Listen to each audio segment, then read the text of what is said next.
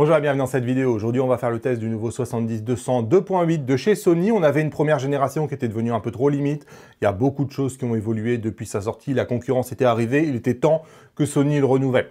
Alors, on va dans un premier temps commencer par faire un test rapide de ce 70-200 2.8 GM2. Vous en doutez, c'est un objectif qui est exceptionnel. La question, c'est un peu quel est le gap qui a été franchi par Sony entre la première génération et cette deuxième génération, mais aussi comment il se compare par rapport au Tamron 70-180. Donc on va faire un gros comparatif aussi entre ces trois objectifs. Au moment où je tourne cette vidéo, à ma connaissance, il n'existe aucune vidéo YouTube qui concerne cet objectif. Sony France a complètement ignoré YouTube, ça paraît hallucinant en 2021, mais à ma connaissance, c'est le cas. Donc cette vidéo, elle existe uniquement grâce à ipln.fr, Images Photo Lyon, et le meilleur moyen de leur dire merci, c'est de commander là-bas pour que ça continue. Comme ça, les créateurs, ils restent libres et les constructeurs, ils auront d'autres choix que d'accepter que les constructeurs, ils aient quand même une liberté de parole. Bref, quand Sony a dévoilé son 70-200 GM2, forcément, tout le monde avait en tête le très compact Canon RF 70-200. Et forcément, au début, ça a quand même été un sentiment de déception qui a primé. Le nouveau GM2, c'est le même que la première génération et même il est un brin plus long. Clairement, la compacité, on oublie.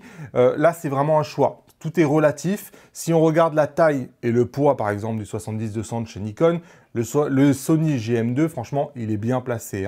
Mais il y a clairement un parti pris qui est opposé. Sony conserve son design à zoom interne, alors que Canon l'a abandonné. Ça prend plus de place, mais ça apporte des bénéfices. Typiquement, vous allez avoir un meilleur équilibre et vous allez avoir une meilleure tropicalisation. Donc là, c'est chacun ses choix. Une fois qu'on l'a en main, en tout cas, ce que je peux vous dire, c'est que la construction est absolument incroyable et Sony a pensé absolument à tout. Donc évidemment, on a le pied ici qui est détachable. On a aussi, évidemment, tout ça, ça tourne. En termes de construction, on a une nouvelle bague ici, une bague d'ouverture qui est évidemment graduée de 2.8 à f22 et une position automatique si vous voulez continuer à utiliser les molettes. Regardez les boutons. On dirait carrément un cockpit d'avion. Donc on a un bouton AF, MF, on a un bouton Full Time DMF qui vous permet finalement de faire une retouche de mise au point manuelle après qu'une mise au point automatique vous ait été proposée. On a évidemment le limitateur de plage autofocus. On a un objectif qui est stabilisé, donc on est capable d'activer ou désactiver la stabilisation. Et comme vous pouvez voir, on a trois modes de stabilisation maintenant. On a un mode 1 qui est un peu le mode standard. On a le mode 2 qui est le mode si vous voulez faire défiler, qui va vous relâcher justement les axes qui vont vous permettre de faire des mouvements panoramiques. Et on a un mode 3 qui va stabiliser le viseur en plus de stabiliser les photos. Donc c'est plus confortable si vous allez shooter dans des conditions qui vont bouger énormément. Et on a un dernier bouton ici, Iris Lock, qui va vous permettre justement de verrouiller la bague d'ouverture. On a ensuite une amplitude 70-200 mm. Franchement, là, cette bague-là, par rapport à la première génération, c'est quelque chose qui va forcément pas passer dans la vidéo. Mais la première génération, on avait une bague qui était assez difficile. Et franchement, quand on passait comme ça d'une position à une autre, franchement, il fallait faire un mouvement un peu fort. Ça rendait pas des mouvements qui étaient toujours hyper fluides en vidéo. On voit ici qu'ils ont travaillé sur ça. Et c'est vraiment, on passe quasiment sans pression avec un mouvement précis. C'est très agréable à utiliser. On a évidemment trois boutons ici personnalisables. Donc en mode portrait ou en mode paysage, vous avez les boutons qui tombent bien sous la main. Et une bague de mise au point en bout. Et en plus, il est très bien fini parce que vous avez un pare-soleil qui a été refait. Je détestais le pare-soleil de la première génération. Vous voyez, ce pare-soleil, ça paraît rien ça. Mais dès que vous le mettez comme ça, moi j'avais toujours peur qu'il bascule d'un côté ou d'un autre. Je trouvais que c'était extrêmement précaire. Et puis en plus, évidemment, c'est fini par des plastiques. Ici, évidemment, on a le nouveau pare-soleil de chez Sony. Donc on a déjà un revêtement en caoutchouc, donc ça, c'est bien plus sympa. Et puis surtout, il est entièrement rond, c'est-à-dire que lorsque vous le posez comme ça, vous avez un objectif qui est stable et qui risque pas de basculer. Donc tout ça, franchement, quand vous l'avez en main, extrêmement bien construit. Et je vous laisse prendre connaissance de la fiche technique, mais ce qu'il faut retenir surtout, c'est le poids. On est passé d'1,5 kg à 1 kg. Et même si niveau compacité, on n'y gagne rien en passant à ce GM2, niveau poids, on a tout simplement le 70-200, le plus léger de sa catégorie. C'est encore plus léger que le Canon 70-200. Donc niveau poids, il est extrêmement agréable à utiliser parce que c'est un objectif qui est globalement assez léger. Et ça, franchement, par rapport au parpaing qu'était la première génération, ça fait plaisir. Là où par contre il ne s'est pas allégé, c'est niveau prix. Là on peut se gratter la tête parce que 2 999 €, c'est presque 200 € de plus que la première génération. Et là, quand même, ça fait mal parce qu'il faut les assumer. Niveau test, on va le faire court. Hein. Quand vous le mettez sur la mire, franchement, vous avez un piqué exceptionnel dès la pleine ouverture. Vous avez un léger gain quand même à passer à f4 où là, vraiment, c'est absolument brillant. Ça ne peut pas être mieux. Ça remplit tous les mégapixels, même d'un capteur de haute résolution. On voit quand même qu'on a du vignettage et le vignettage disparaît pas avant f8 hein, où les bords s'éclaircissent. On est sur un objectif qui est globalement homogène. Même à la pleine ouverture, les bords sont déjà de bonne qualité et ils sont parfaits à mon goût. Lorsque vous arrivez à f8. Donc clairement, ils ont bien bossé sur le piqué à 70 mm. Et lorsque vous allez le regarder à 200 mm, bah, ça va être à peu près la même copie. Hein. C'est-à-dire qu'au centre, c'est top. Il y a quand même un gain à fermer d'un stop. Donc la meilleure ouverture, elle est probablement aux alentours de f4, 5.6. On a toujours ce fort vignettage. Hein. Sur les côtés, il disparaît encore une fois, il faut attendre f8, mais sur les côtés, en termes d'homogénéité, on trouve bien son compte. Donc, on n'en doutait pas, optiquement, c'est vraiment une réussite. Et on n'en doutait pas non plus, même testé sur un Sony A1, en termes autofocus, bah, ça suit bien, ça suit la cadence de 30 images par seconde et vous avez des déchets qui sont minimales avec une qualité d'image qui est toujours présente. Et on pourrait passer en revue comme ça tous les tests que j'ai fait avec ce 70-200 GM2. Franchement, c'est un super objectif. Personne n'en a douté. Tout est fait quasiment de manière exceptionnelle. J'ai envie plutôt de mesurer l'écart entre la première génération et la deuxième génération, mais aussi l'écart finalement avec le petit Tamron 70-180 f2.8 qui est moins cher, qui est plus léger. Finalement, quel écart entre ces trois solutions là, c'est ce que je me suis appliqué à mesurer justement au travers de tous mes tests. Premier test de la mire dans lequel on voit que finalement on a quand même pas mal de vignettage hein, sur les deux Sony plus que sur le Tamron. Par contre quand vous zoomez au centre, là par contre c'est la claque, hein. C'est-à-dire que là c'est zoomé à 200%. Nettement le GM2 est celui qui vous offre le plus de piqué et tellement plus que la première génération. Vraiment ici sur un capteur de 50 millions de pixels, c'est très très visible. Mais ce qui est visible aussi, c'est que le Tamron, franchement, se défend plutôt bien. Attention, on voit des aberrations chromatiques. Ça aussi, on le verra, on va le confirmer plus loin. Mais je trouve que, vous voyez ici, quand vous voyez là, on a des aberrations ici qu'on n'avait pas forcément. Bon, alors après, c'est presque un cul de bouteille la première génération ici sur cette mire-là. Mais on voit beaucoup d'aberrations, notamment sur le Tamron. Hein. Et on voit que c'est beaucoup plus clean ici sur le GM2. Donc, c'est les premiers petits écarts qu'on voit. Et en termes d'homogénéité, là encore, le Tamron, il est vraiment bluffant parce qu'en termes d'homogénéité, finalement, il tient presque le GM2 alors que la première génération, elle est complètement dans le chou lorsqu'on est à 2.8. Donc, premier enseignement ici sur cette mire à 70 mm f2.8. Le GM2 fait mieux, mais c'est un chouïa mieux que le Tamron. Par contre, il y a un vrai écart par rapport au Sony première génération. Deuxième mire, cette fois-ci à 200 mm f2.8 sur les trois objectifs.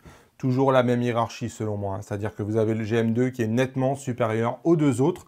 Ici, ce que je vois quand même, c'est les aberrations chromatiques qui ne sont pas les mêmes selon les objectifs. Regardez ici, on a quand même des aberrations chromatiques sur le nouveau, donc sur le GM2. On a beaucoup d'aberrations chromatiques sur le Tamron et on en avait un peu moins sur la première génération du Sony, mais probablement parce que la définition était tellement faible en définitive que on n'avait pas cette précision-là peut-être. Bien que regardez, quand vous regardez sur les côtés, on le voit bien, hein, sur le Tamron, on a des aberrations chromatiques largement plus marquées que sur les deux autres. Ici, sur la première génération du Sony, on en a un peu et finalement, le plus propre ici à cet endroit-là, c'est le GM2. Donc le GM2 globalement s'en sort mieux que sur les autres, notamment en termes d'aberration chromatique. Et on passe à f8, toujours 200 mm. De nouveau, une nette victoire pour le GM2 qui est vraiment le meilleur des trois. Et toujours le même classement, premier GM2, deuxième Tamron, troisième la première génération. Et toujours ces aberrations chromatiques, hein. Je ne sais pas du tout si elles passent sur YouTube, mais ici je les vois nettement à l'œil nu. Hein. C'est-à-dire que, hop, regardez, je vous le zoome, vous voyez, le Tamron est nettement celui qui a le plus d'aberrations chromatiques. Hein. Nettement. Et le GM2 est quand même celui qui est le plus propre de manière globale. Ce n'est pas toujours les mêmes aberrations chromatiques au même endroit, mais le GM2 est toujours quasiment celui qui mesure le moins d'aberrations chromatiques sur l'ensemble de l'image. Et je vous montre quelques images qui ont été faites par Anthony Ahunon. Hein. Si vous ne le connaissez pas déjà, je vous mets son Instagram évidemment dans les commentaires. On voit bien hein, sur les mêmes images faites avec le GM2 d'un côté et par la première génération de l'autre. Franchement, ouais, on voit vraiment nettement la différence. On voit une belle différence de définition d'image, une belle différence de contraste dans l'image. Franchement, c'est très, très visible. Idem sur cette image, un prix à 200 mm f2.8 sur les 3. Franchement, c'est une claque, hein. Vous voyez le GM2 ici qui vous apporte un contraste, qui vous apporte une définition qui est tellement supérieure au Tamron. Donc oui, le gain, il est vraiment, vraiment réel et on le voit sur les photos. Petit portrait à 70 mm f2.8 sur les 3 objectifs. Franchement, des photos qui sont assez similaires, mais je trouve que, je ne sais pas si c'est exactement du piqué, mais je trouve que le contraste, le micro-contraste qui sort de ce 70-200 GM2 est nettement supérieur aux 2 autres objectifs. Regardez tous ces petits détails ici dans l'écharpe. Je trouve qu'ils ressortent vraiment tellement plus que sur les 2 autres objectifs. Je trouve quand même que ça fait son petit effet. Et à noter qu'en termes de bokeh, hein, les 3 objectifs se comportent relativement bien avec un tout petit peu plus de nervosité pour le Tamron. Et je vous fais juste un détail sur le bouton pour se rendre compte un peu de cette définition-là. Ici, on est à 400%. Hein. Allez, on va continuer à regarder les autres tests, mais si vous découvrez la chaîne avec cette vidéo, bah écoutez, bienvenue, pensez à vous abonner. C'est motivant pour le créateur et ça motive les marques aussi à collaborer pour faire plus de vidéos. Vous avez aussi l'Instagram, hein, n'oubliez pas, où je vous propose du contenu qui est quotidien et il y a info-damien.com pour tout ce qui est newsletter et formation. Sur ce deuxième test ici maintenant à 200 mm, évidemment on pourrait toujours regarder le piqué, mais bon ça devient redondant. Ce que je veux que vous regardiez, c'est surtout la différence de colorimétrie. Ici j'ai exactement la même balance des blancs, j'ai exactement la même dérive de magenta. Et comme vous pouvez voir, le Tamron est plus jaune que le Sony, que les 2 Sony qui eux-mêmes n'ont pas exactement non plus la même colorimétrie. Donc choisir un objectif, c'est aussi parfois choisir une colorimétrie, donc je tenais quand même à vous le montrer. Autre photo, 70 mm f2.8, toujours le même résultat. Regardez ici sur la signature, qui n'est pas exactement sur un extrême, hein. On est plutôt sur ce qu'on appellerait un bord. Ouais, il y a une vraie différence, hein. Le 70-200 GM2 est toujours nettement supérieur aux 2 autres, mais regardez, franchement, le Tamron se défend très très bien. Le Tamron, c'est un objectif entre guillemets moyen de gamme par rapport à ces 2 objectifs qui sont hyper haut de gamme. Et regardez à quel point il est proche. Bokeh à 70 mm f2.8, bah franchement, il n'y a pas énormément de différence. Si ce n'est, on peut dire que le nouveau GM2 est celui qui a les billes de bokeh les plus rondes. Mais franchement, là, il faut vraiment aller chercher loin parce que bah, je trouve qu'avec les 3 objectifs, en définitive, on a des belles billes de bokeh et qu'il n'y a pas grand-chose à dire. Il y a un tout petit peu plus d'aberration chromatique peut-être sur le Tamron. Mais enfin, il faut aller chercher loin, hein. Franchement, bref, les 3 objectifs pour moi font vraiment du bon boulot. Donc ça, c'est à 70 mm et vous avez la même conclusion sur des billes de bokeh à 200 mm. Regardez, on est peut-être légèrement plus rond sur le GM2, mais ça ne va pas chercher loin. Un des défauts qu'avait la première génération de ce 70-200, c'était qu'il n'était pas extraordinaire en proxy macro. Ici, donc ça, c'est la première génération, ça, c'est la deuxième.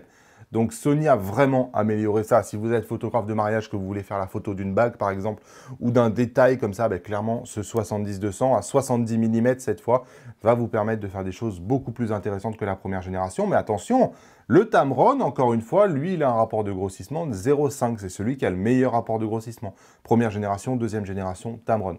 Donc voilà.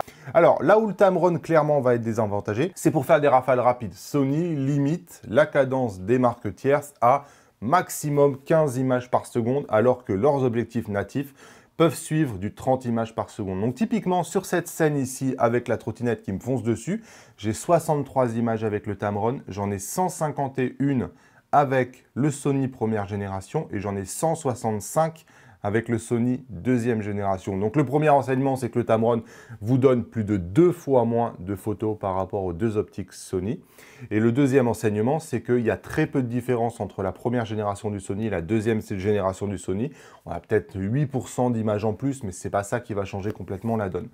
Après, il ne suffit pas d'avoir des images, il faut savoir si elles sont nettes. Le Tamron, je suis entre 60, selon les rafales, entre 60 et 70% d'images nettes. Il y a plein d'images qui sont vraiment nettes, mais il y a aussi plein d'images où on sent qu'il est un peu en retard. Par exemple, celle-là, on voit bien qu'il est un peu en retard. Et là, il est en train d'essayer de récupérer. Donc, il va finir par récupérer, mais là, toutes ces images-là, pour moi, je les mets dans la catégorie floue. Mais parfois, vous voyez, on a une petite merveille parce que le piqué du Tamron, il est vraiment très, très bon. Et ça, c'est une image avec le Tamron. Mais vous voyez, rien que l'image d'après, elle est déjà floue. Avec la première génération du Sony, je tourne à 80%. Mais clairement, le meilleur, 165 images, c'est celui donc qui avait le meilleur autofocus. Et en plus, on est à peu près à 90% de réussite. Donc, clairement, celui qui a le meilleur autofocus et de loin par rapport aux 3 objectifs ici testés, bah, c'est c'est la nouvelle génération. Et en plus, on a toujours ce piqué qui est absolument fabuleux. Et moi, je trouve ce micro-contraste qui est vraiment particulier parce qu'il vous fait ressortir tous les fins détails. Et j'aime beaucoup les images finalement qui sortent de cet objectif. Et j'ai isolé 3 photos de la Rafale.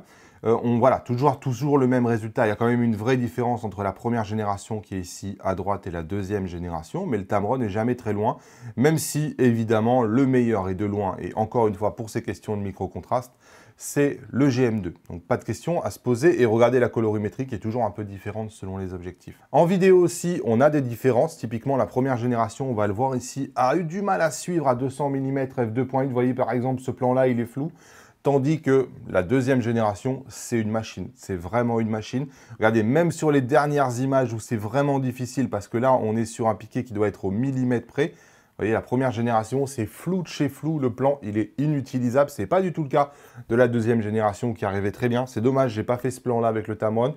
Mais j'ai le sentiment que le Tamron serait un peu entre les deux. Ce ne serait pas parfait à 180 mm f2.8, mais ça serait moins pire que la première génération.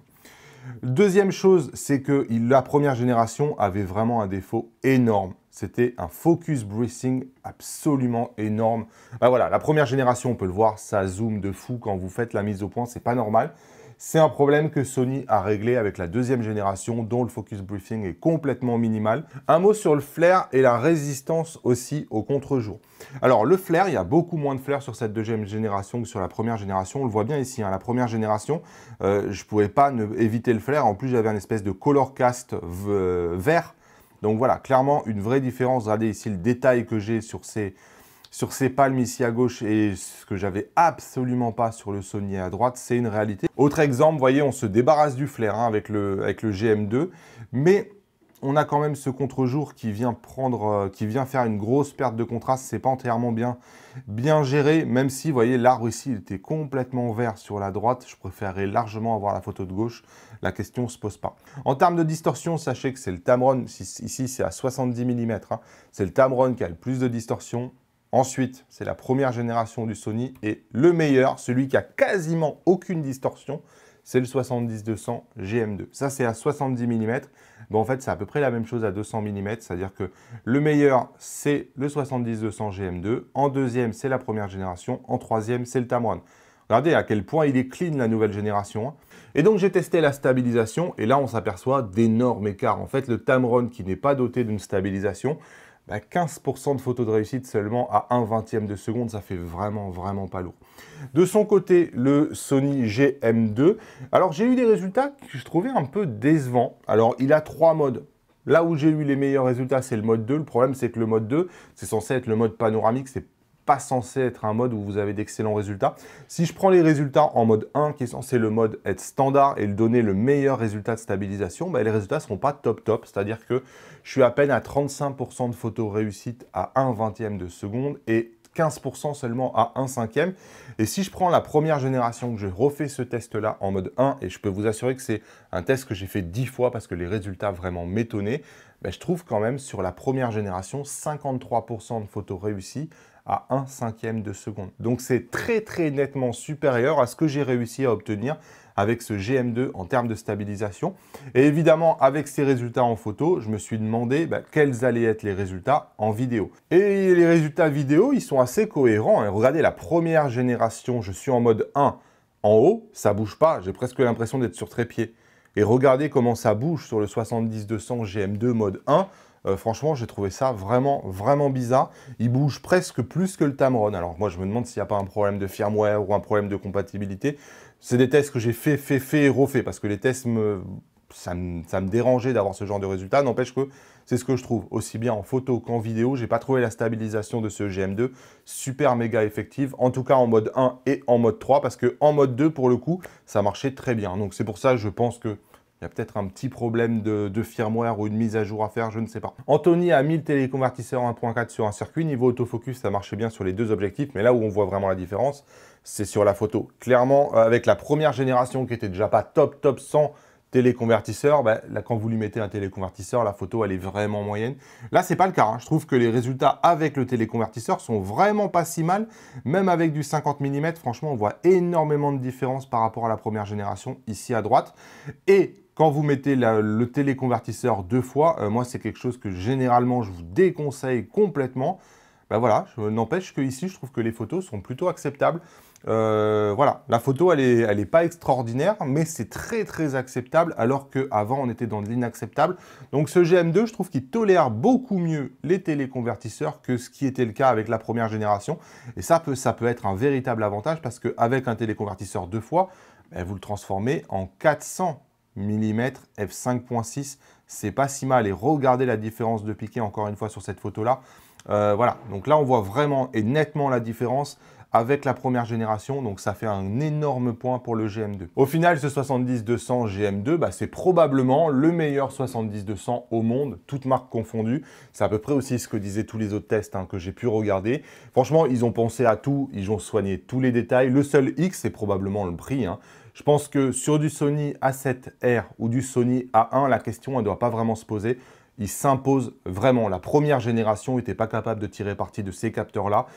Ici, cette génération-là, elle est parfaitement capable. Donc la question, elle ne se pose pas. Le Tamron vous bride énormément et va pas exploiter au maximum votre boîtier. Donc voilà, là vraiment, A7R, A1, je pense que ça s'impose. Par contre, sur des capteurs à plus faible résolution ou à la cadence de rafale moindre, et je pense au A7 III, au A7 C, au A7 IV, bah, le Tamron, il fait déjà très très bien le boulot, et c'est vrai que je ne suis pas certain que vous en ayez vraiment pour votre argent d'investir 3000 € dans un GM2.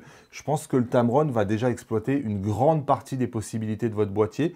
Probablement que, sauf à devoir faire des usages très particuliers ou à vouloir utiliser par exemple les téléconvertisseurs ou à faire de la vidéo, à chercher un meilleur équilibre, bah, le Tamron fait déjà très très bien le boulot, même si ce GM2 fait tout mieux. Attention, ce n'est pas du tout ce que je suis en train de dire.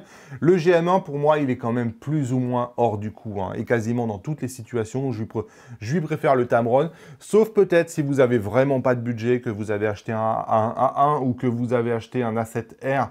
Et à ce moment-là, bah, ça vous permet quand même d'avoir une cadence de rafale de 30 images par seconde, presque, avec cette première génération. Ça serait presque le seul avantage qui lui reste par rapport au Tamron 70-180. Donc voilà, en tout cas, ça prend un temps fou de réaliser ce genre de vidéo et vous pouvez soutenir mon travail en achetant chez ipln.fr avec le code créateur Damien. Je vous mets évidemment le lien en description. C'est IPLN qui permet aujourd'hui à ce genre de vidéo d'exister et ça, il ne faut pas l'oublier. Vous pouvez rejoindre la communauté Sony Entraide sur Facebook. Je vous mets aussi le lien en description et moi, je vous dis à bientôt dans une nouvelle vidéo. Salut!